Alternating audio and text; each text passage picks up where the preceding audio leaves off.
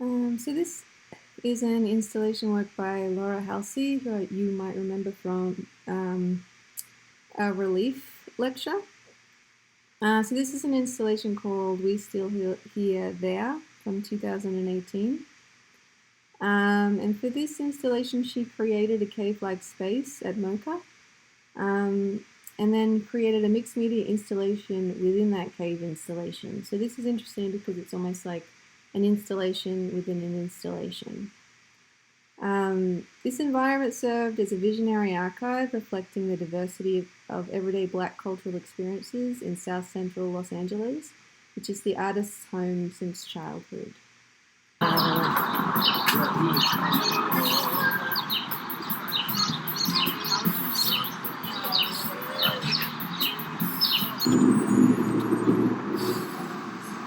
It's about like layers, it's about density, it's about ornamentation, it's about like more is more is more, it's about covering, it's about like hands on top of hands on top of hands.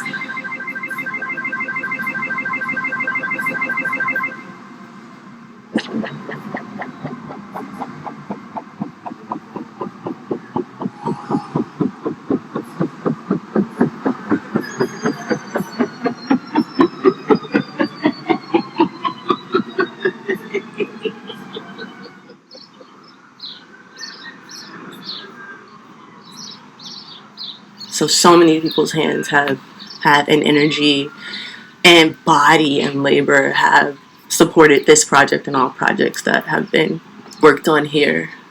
It was very important to me that I think about a community or collaborative effort and an effort outside of myself to describe these community narratives and identities articulated through a structure with people that are from here. It would make the most sense that I start from, like Lauryn Hill says, the inside out. Just with LA, but also everywhere, and the composition of neighborhoods, of bodies, of whole community identities being shifted because of larger machines. Thinking about architecture not being outside the conversation of other forms of repression.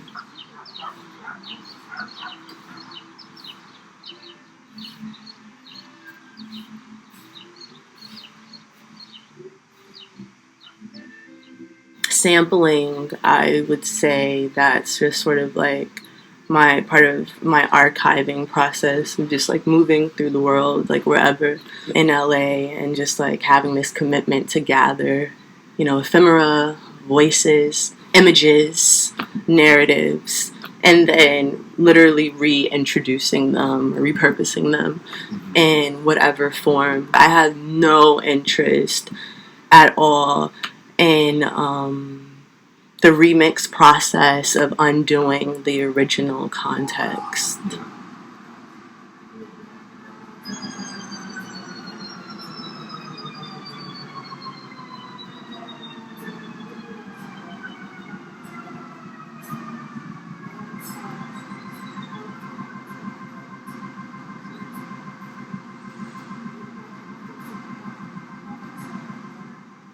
I sampled We Still Here from the sign that said We Still Here because it looked like either it was abandoned or you wouldn't think it was open. I added the there on it to describe our resilience and making space and asserting space in a heart space, in a physical space, poetic space, that we're here.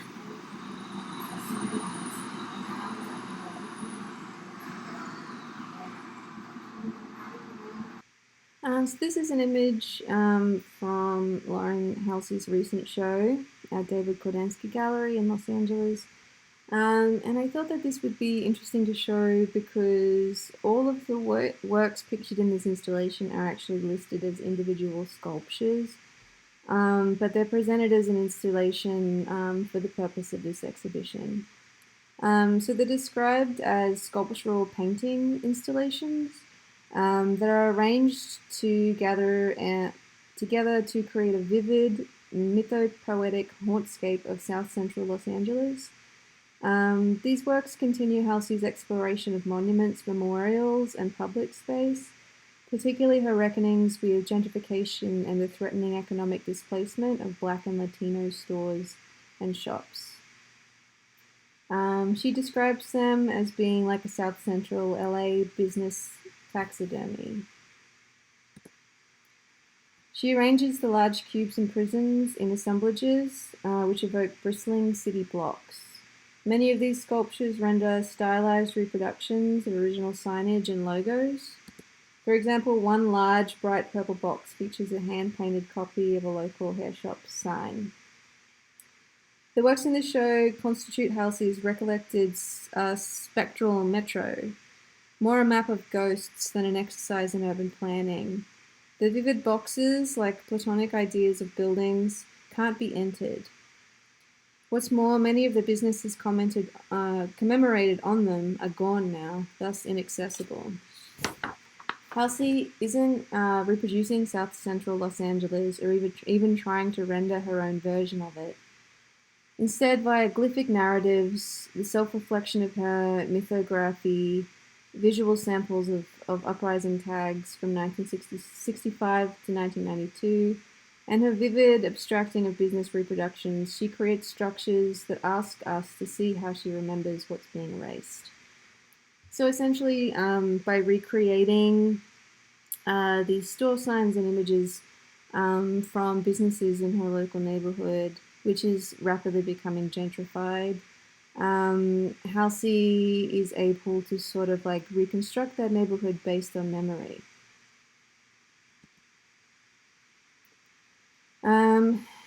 This is an artwork by the Japanese artist Yayoi Kusama, who I'm sure a lot of you are familiar with.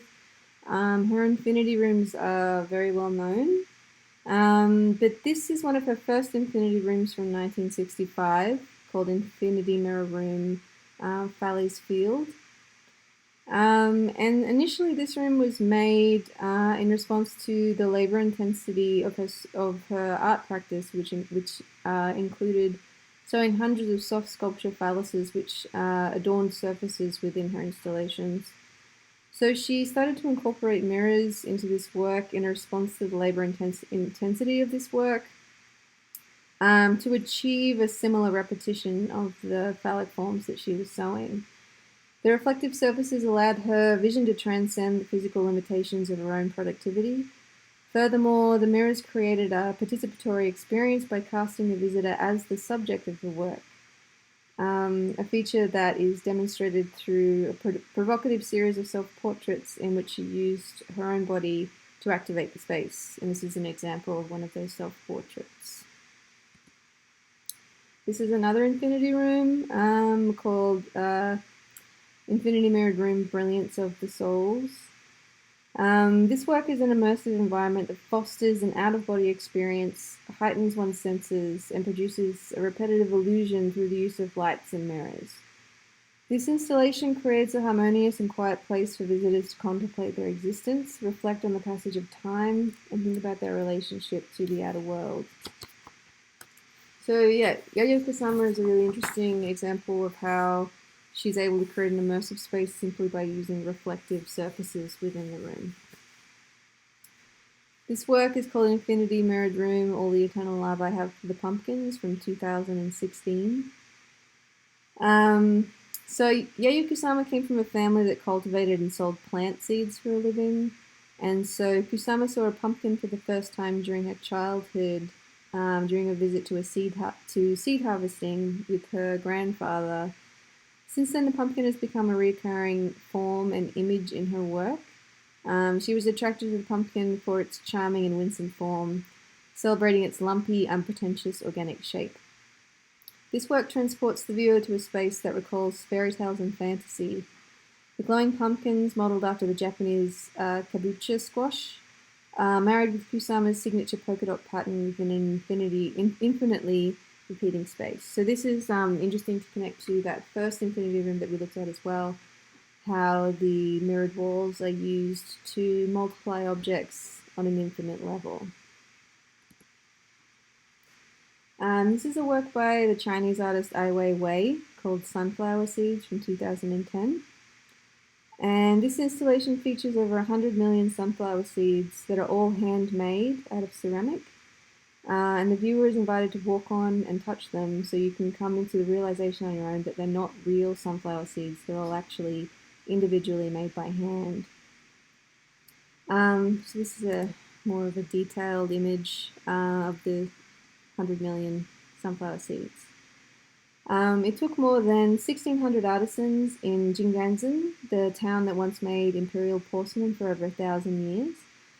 It took those artisans 2.5 years to manufacture this huge pile of ceramic husks out of the kaolin from the local mountains. After a striking 30-step procedure, each seed is hand-painted and fired at 1,300 degrees, and each one is unique and unpredictable as they're all hand-painted. So this is an image of people walking on and interacting with the sunflower seed installation. Sunflower seeds is a work closely related to the society, politics, and economy in China, and also a project that can be accomplished only in that country. It alludes to the globalization and mass production in China that caters to Western consumerism, and to the deemed insignificant element at the bottom of the production chain. Thousands of cheap laborers, on assembly lines in gigantic factories, and tedious procedures. So absurdly, sunflower seeds provided work for 1,600 artisans in Jingganzhen, which is a fact that has an ironic reflection on the social reality that this work is commenting about. We're currently sitting on a landscape of sunflower seeds, and the artist has created a project that people can actually walk on and interact with. So you're invited to come and walk on the surface, pick up the seeds, and discover that in fact they are not real sunflower seeds, but ceramic sunflower seeds, which have been individually hand painted and crafted.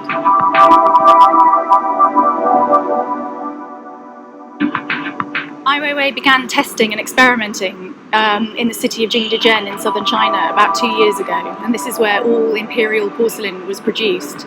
So he's using very traditional methods of production to create the sunflower seeds and working with highly skilled artisans in that area. There are approximately 1,600 people who've been involved in making the sunflower seeds, and there are 100 million sunflower seeds here.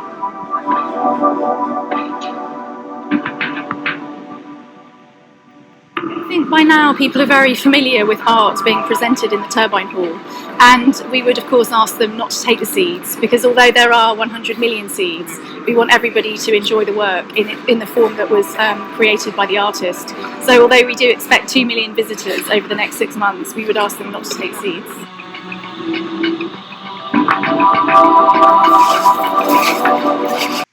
So this is an installation by the German artist Gustav Metzger called Liquid Crystal Environment from 1965. He's originally from Germany, but he was based in London during the 60s. Liquid crystal environment is made using heat-sensitive liquid crystals that are placed between glass slides and inserted into projectors. The slides are rotated to create movement within the liquid, and as the crystals are heated and cooled, they change color. The patterns produced within the various slides are then simultaneously projected onto screens around the exhibiting space, all under the control of a computer program. Metzger worked with a physicist to perfect this technique, formulating the best combination of crystals and temperature variations. He calls this form of making work auto-creation, which basically means that the materials and their interaction with technology determine the color and the form and the creation of the work. This work is technically ephemeral, as what is projected is what is actually happening on the slide in real time as the crystals heat up. And it's also durational, because you need to be in the installation for its duration to see the colors slowly change and get the full effect of the work. So as I flick through, you can kind of see how the crystals sort of organically change color throughout a duration of around about 22 minutes. The colourful psychedelic patterns produced by light displays such as Metzger's became iconic of London's cultural scene in the 1960s, as musicians in particular sought to create total sensory environments for the appreciation of their work. Metzger's own liquid crystal projections found wider fame in 1966 when they were displayed during a performance of bands such as Cream and The Who.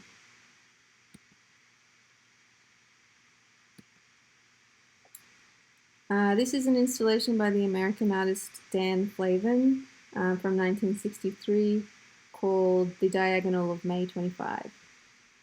Dan Flavin was a minimalist artist who was famous for creating sculptural objects and installations from commercially available fluorescent light fixtures.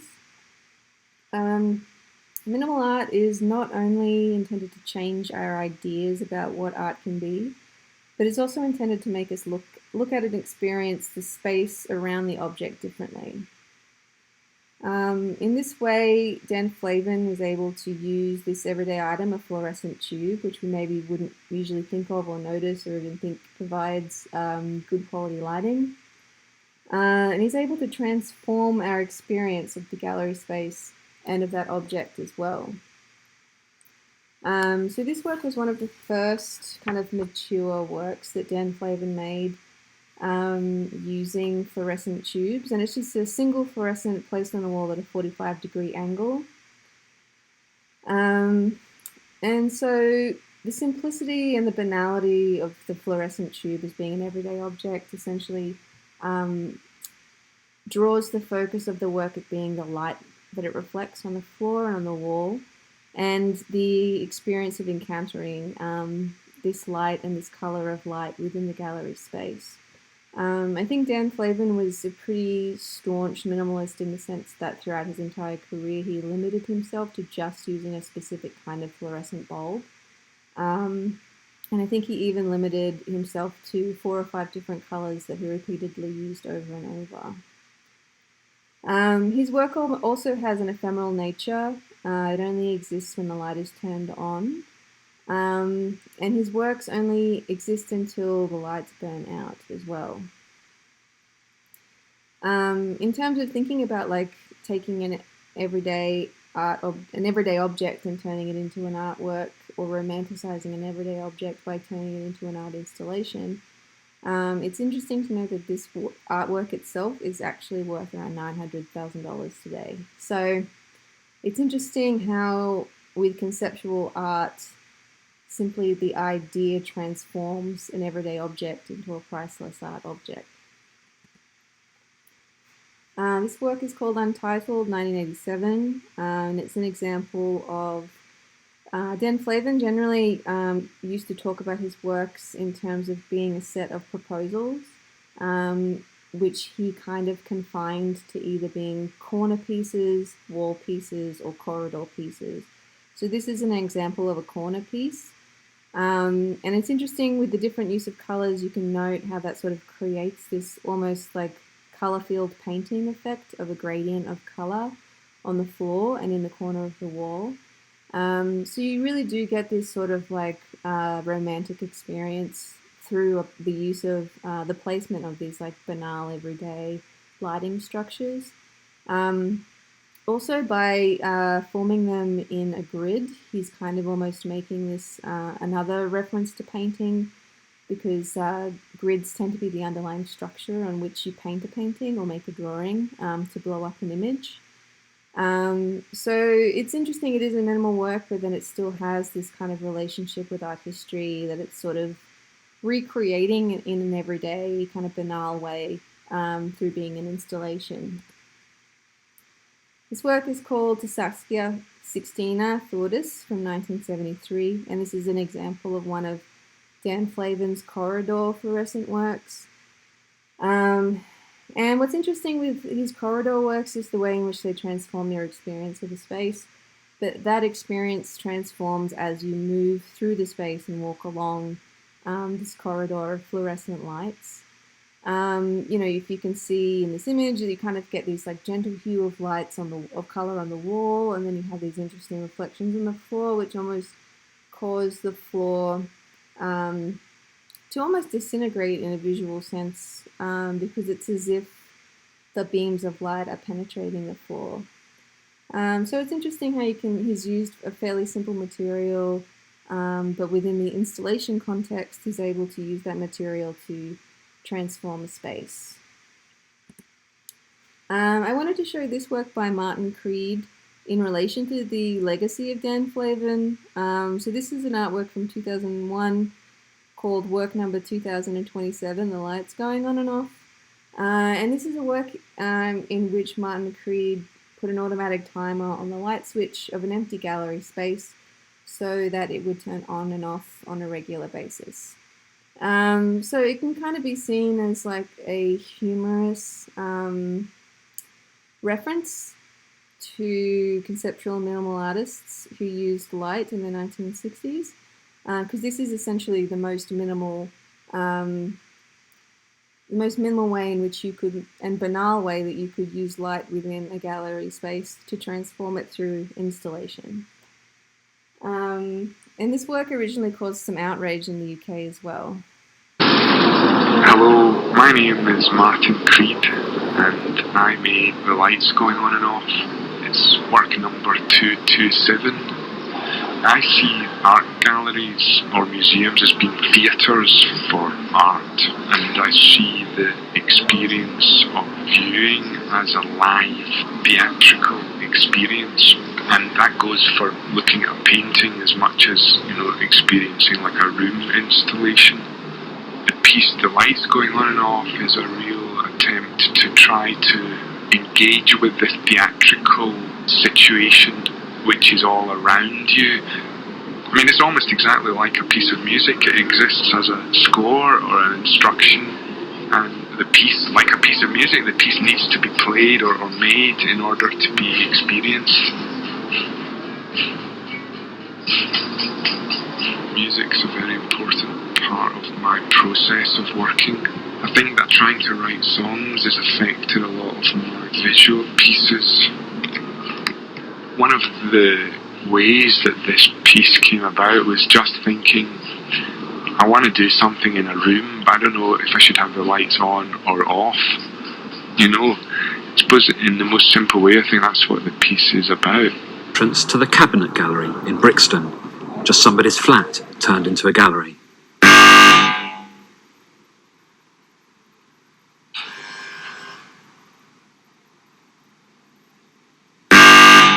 Here's the sound of the doorbell amplified through an amp. It's an artwork by Martin Creed.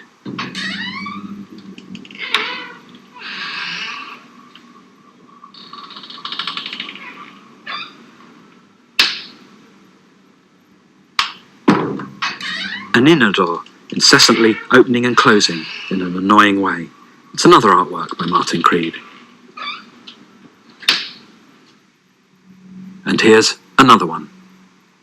I was just trying to make something from a piece of paper, and a sphere seemed like the most obvious shape. It's equal in all directions, and I like the fact that it disappears when you put it in the world. But if you look at it closely, it's a reasonably well-made sphere. It's not. It's a screwed up piece of paper. What?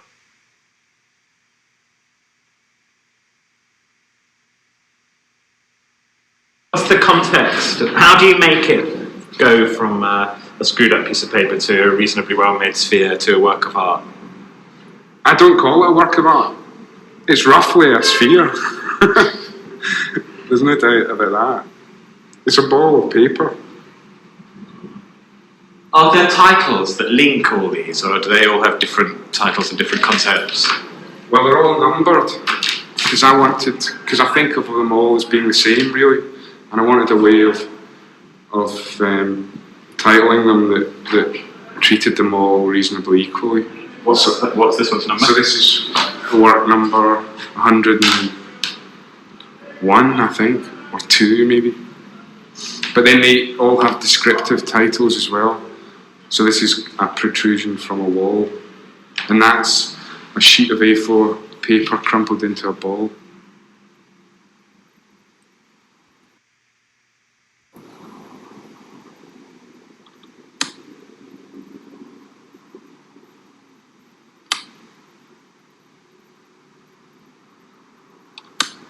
all I have to do is make enough decisions to be able to come up with something. So a lot of the decisions that are made are very straightforward because I don't feel I have any basis on which to make decisions. So a lot of the decisions are non-decisions. What's the basis that's missing? You think you've got no philosophical basis to make decisions on? I don't feel I have any basis. So you're always starting from nothing. Everything you do is an advance. I find it difficult to choose one thing over another, to say one thing's more important than another thing, to judge. And so I try to not to choose, not to judge, and to make decisions based on that. I find the same difficulty in real life. Deciding, what colour shirt to buy, and so on. How would you? I don't make a distinction, and I don't make a distinction between art and life because I don't think of it necessarily as art. But if there is any kind of absurdity, to me, it just comes from it being something and nothing at the same time. Hey, it's a crescendo of nothing. A door opening and closing, and a light turning on and off at the same time.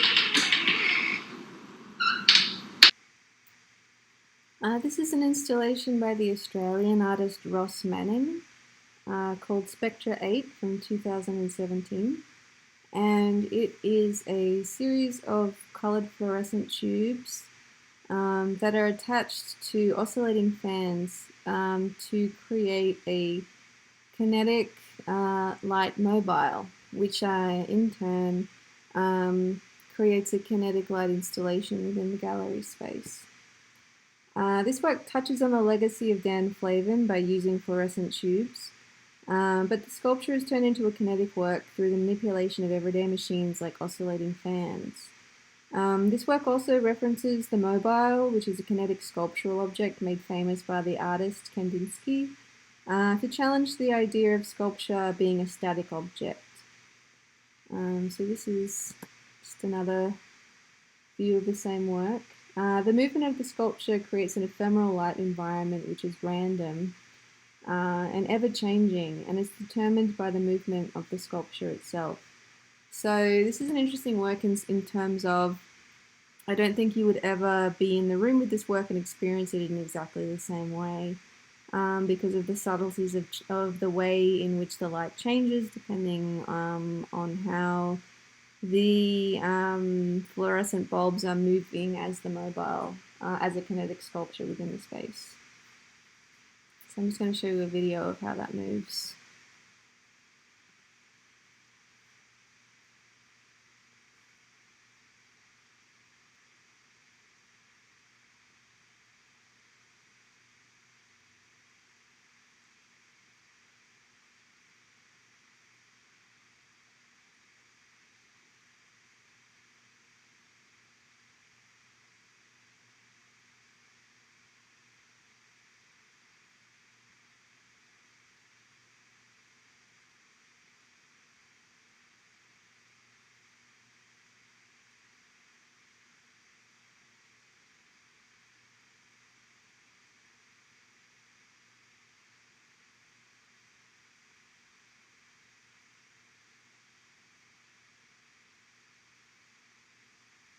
This is another installation by Ross Manning called 6 Short Films from 2016.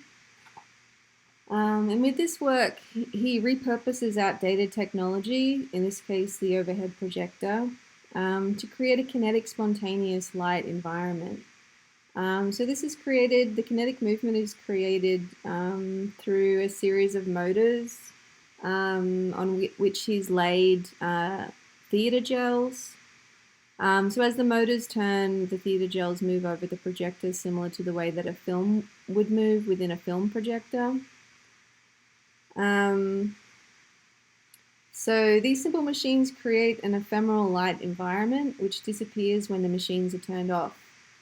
So yeah, this mimics the way in which film moves through a projector repurposes and romanticizes these outdated objects, which inevitably makes us think about, think differently about how we think about everyday objects.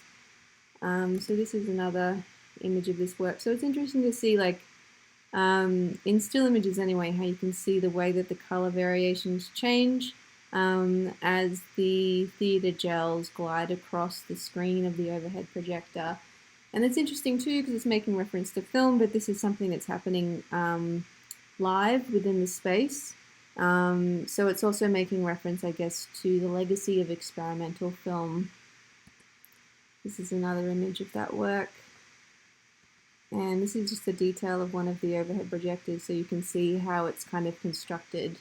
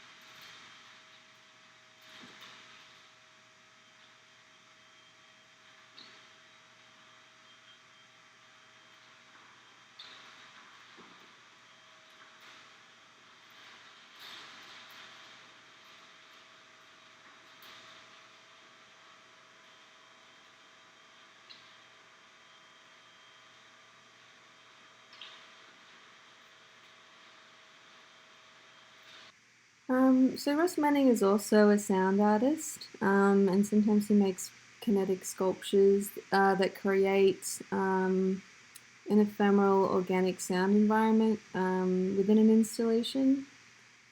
So this work, Wave Opus 1 and 2 from 2016, presents a sound installation that's created by a simple machine, which is just a motor with a string that vibrates across a series of chimes taken out of clocks.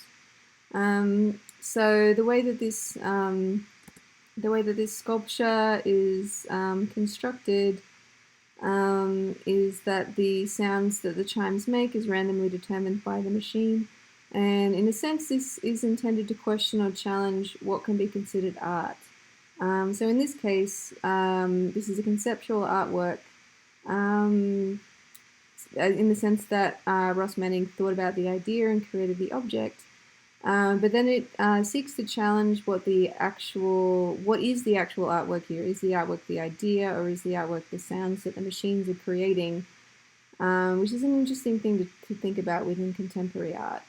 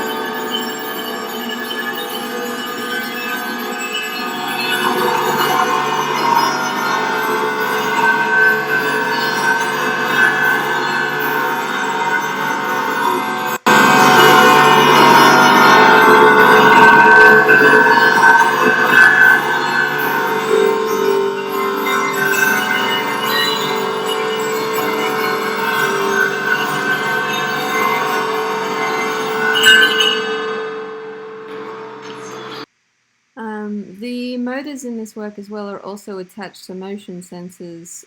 So the viewer moving through the room is what activates the sound. So there's also this really interesting relationship between the activation of the work and the placement of the viewer within the space.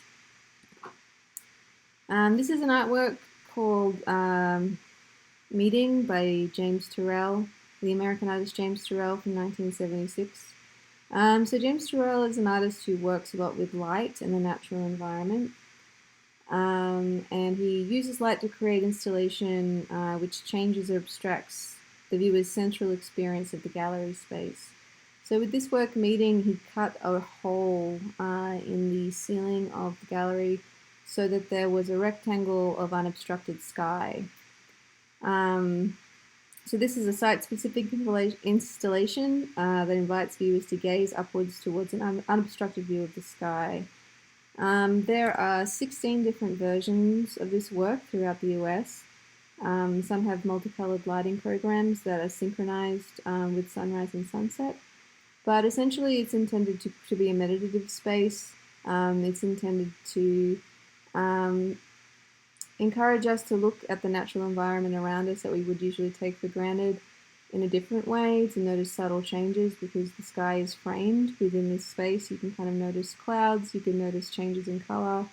And so it's an attempt to kind of reconnect human beings with the natural environment through a gallery space, which is kind of interesting in itself. These colours are the work of an artist who does spirituality without matter, someone from the 60s who, in the 90s, has become the undisputed leader of radical intangibility.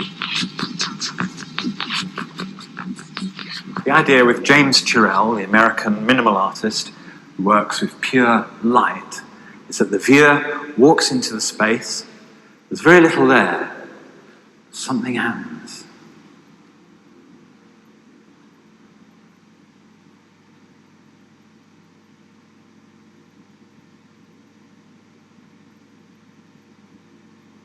Nothing's happening. At least, not if you don't want it to. This is the most religious minimalism gets. The popular weekend minimalism experience. The feeling a bit sorry about Tibet experience. It's dreamy. In fact, I'm having a dream right now. Ooh, I hope it's not a nightmare experience like Twin Peaks. No, it's a quasi-religious experience. That pure white shirt, those sandals. Hey, Jesus.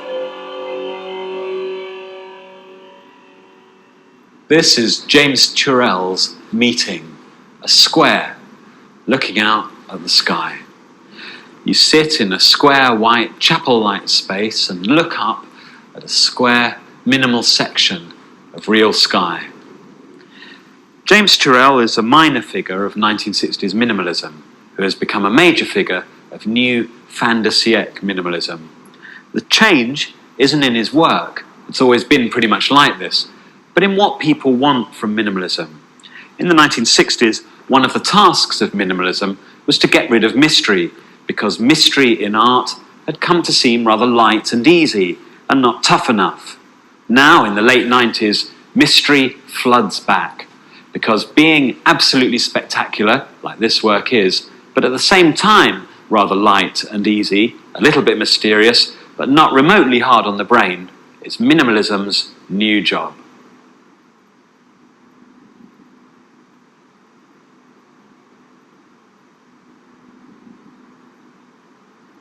The sky changes, the natural elements.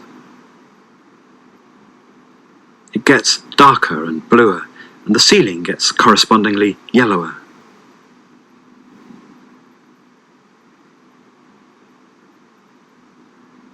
What happens when it does that? We space out. We hear ourselves breathing. It's like transcendental meditation. We're probably going to levitate in a minute. We don't reject spectacularization. We love it. You can see it all happening. Colours changing, the mind blowing. The film gradually running out. This is another work by the artist James Turrell called Key Lime from 1994.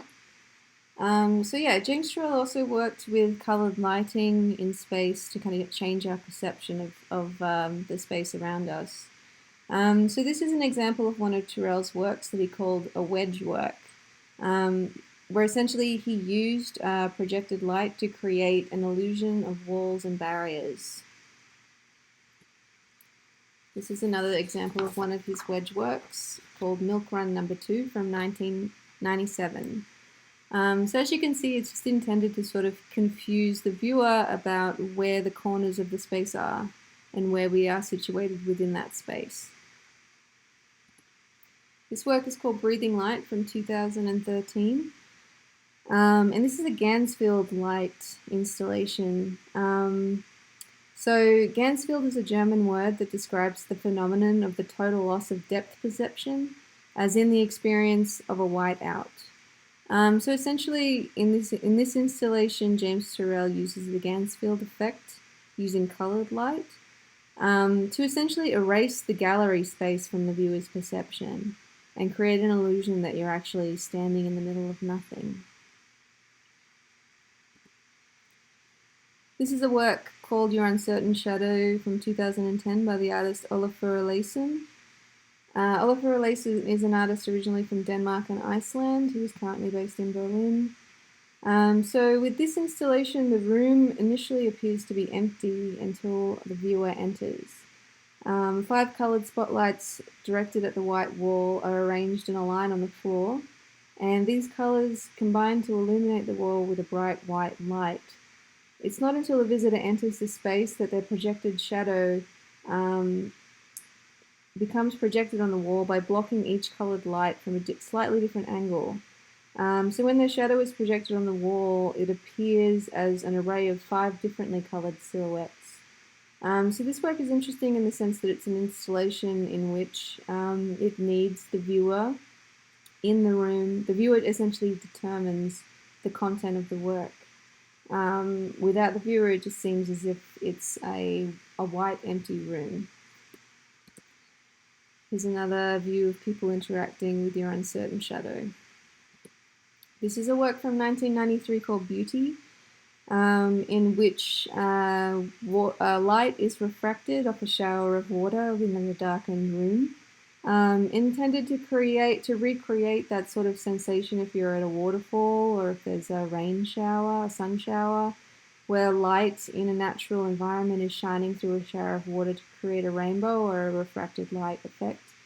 So this work is interesting because this is sort of where Olafur Eliasson kind of starts to create work that examines the relationship between nature and the man-made.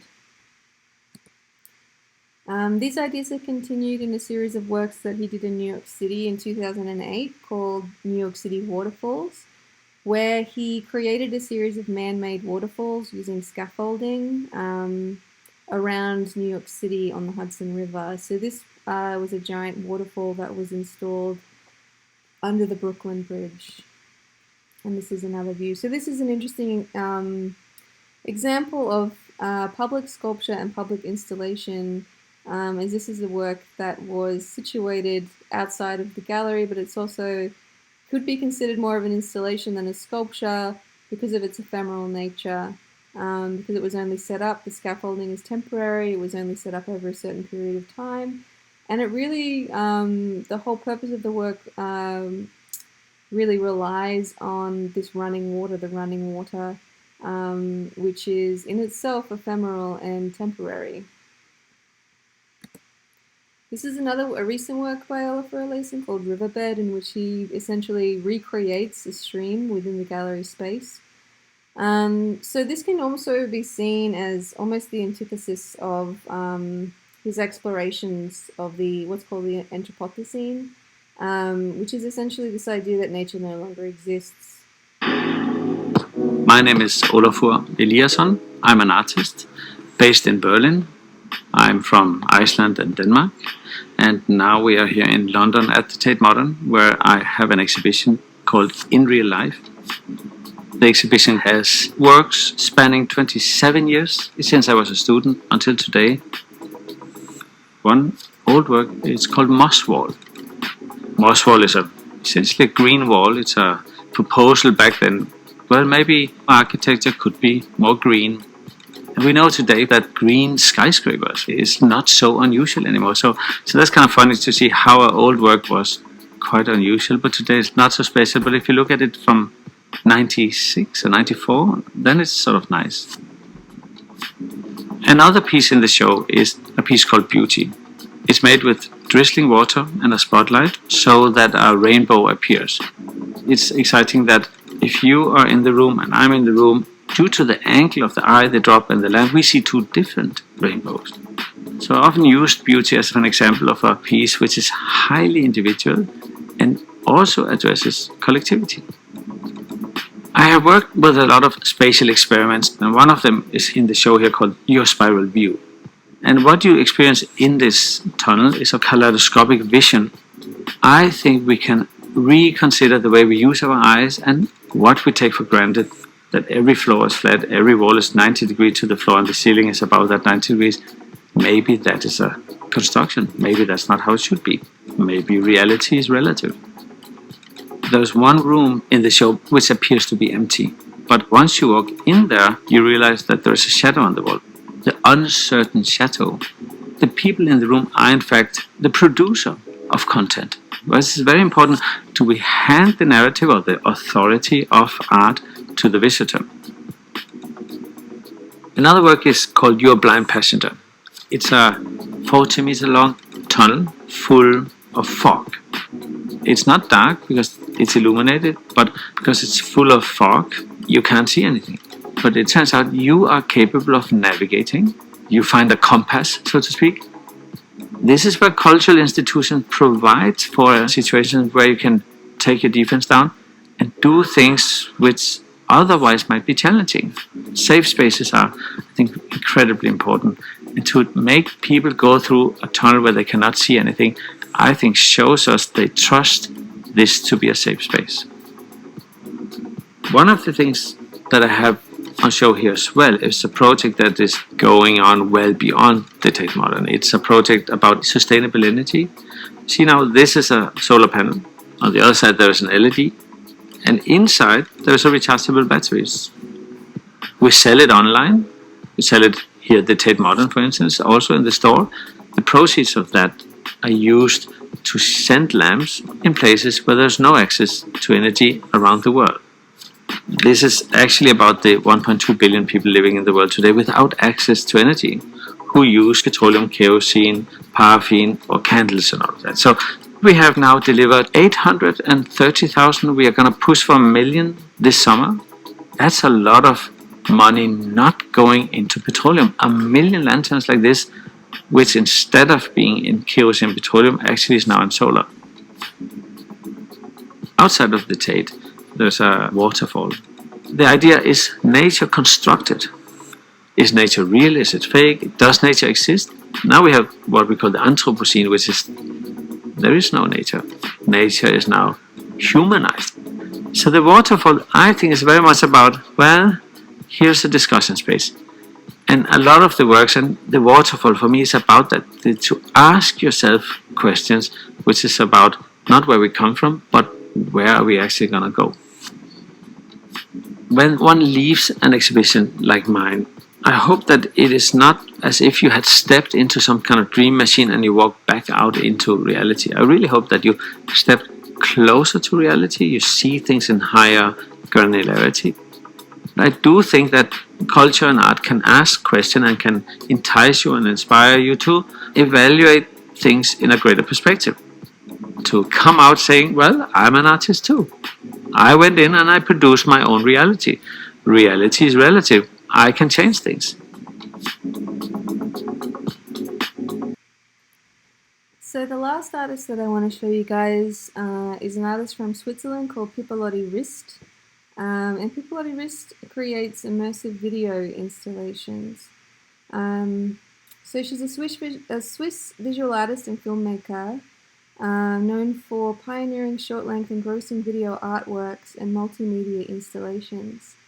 For many of her iconic projects, she assumed the roles of director, producer, composer, and star, together conceiving a practice that reflects her varied interests in human emotion, female sexuality, psychology, music, and her own body. Over and over, her films ask viewers to reconcile the duality and often conflicts between what they see and how they feel. So this work is called Ever Is Over All from 1997. And this work is composed with the intent of relaxing the viewer with playful music while showcasing a shocking yet joyful act of repeated vandalism. So in this work, Piccolotti Wrist walks along the street holding a giant flower, but it turns out that the flower is actually made out of metal or a hard material because she uses it to smash a series of car windows. In this work, she blends two video projections together in the corner of the room to create an immersive environment and invites the viewer to lie down in the gallery space as they watch the work.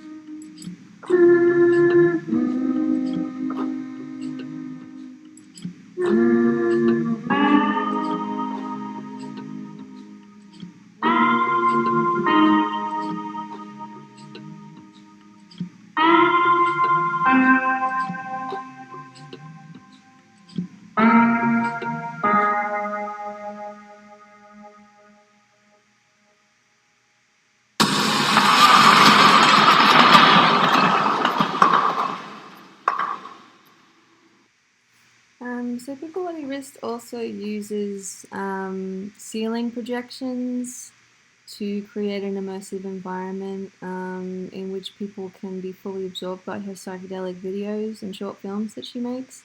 So this work, Fourth Floor to Mildness from 2016, is an example where she's actually constructed beds within the space.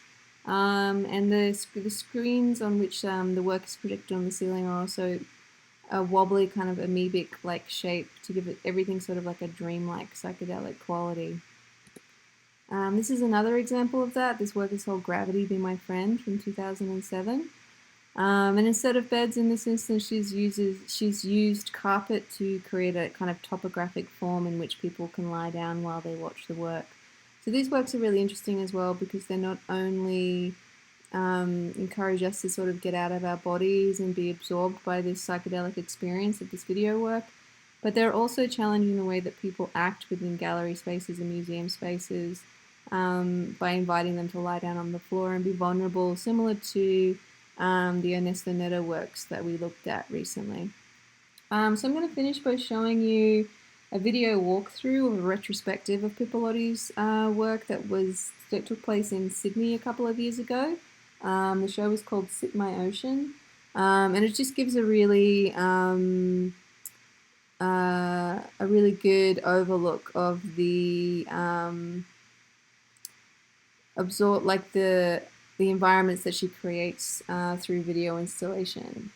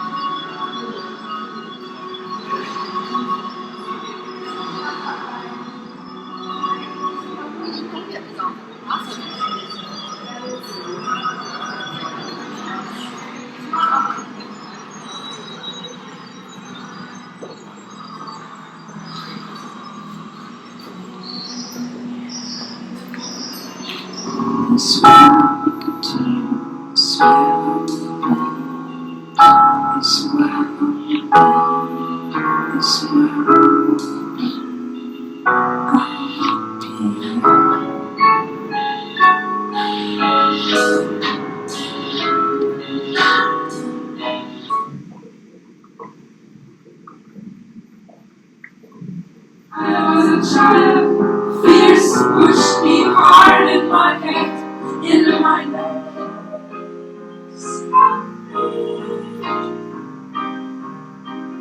When I was a child, I threw with thunder as I fought. As a child, I killed all thoughts and more in my